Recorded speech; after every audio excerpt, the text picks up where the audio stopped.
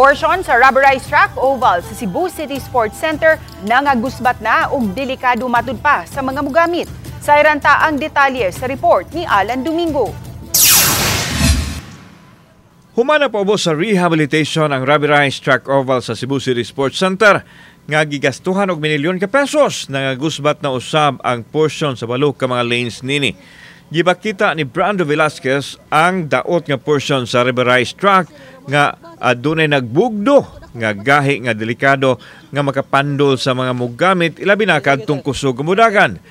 Kinato nakita karon ang mga bangag sa rubberized track oval gani.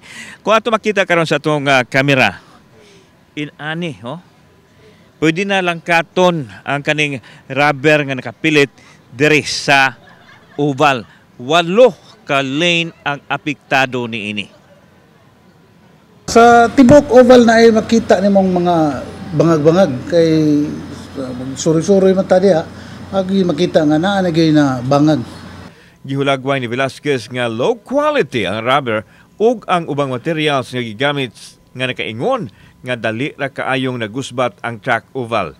Si Velasquez tuig 1994 pang nakonektado sa Cebu City Sports Center diin iyang gitandi ang materialis nga gigamit kaniadto karon diin baga ug lig-on kaniadto nga naabtan pa og 19 ka tuig una nakitaan og pagkaugkal samtang karon hilabihan kanipis nga dali kaayong nadaot. Ato makita i-compare nato lang kini ang iyang gibag-on sir. I-compare nato sir, mas baga nino. Mas baga ni siya. Mas lig-on.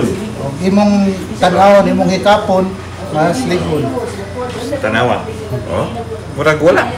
Gipaubos sa rehabilitation ng rubberized track oval alang sa palarong pambansa ni atong Hulyo sa niaging tuig nga gigastuhan og kapin 50 milyones ka pesos. Apan tungod kay nagkaproblema na usab giayom-ayom na usab sa ikaduhang higayon sa buwan sa Nobyembre ug samang tuig nga gigastuhan na usab og milyon ka pesos. Sawa pa ang sinulog diin subling naggamit ang track oval. Karon misamot nga nagkabangag-bangag na ang mga portion sa rubberized track diin gireport na sa Cebu City Sports Center Management ang kahimtang nini ngadto sa mayor. Na atulas ang butangan og signage dili lang sa paggamit, delikado na siya labi na atong mga serious runner nga magdagan gyud kompetisyon, delikado tan-aw nako. Kauban si Clover Lumayag, ako si Alan Domingo. Balitang Bisdak.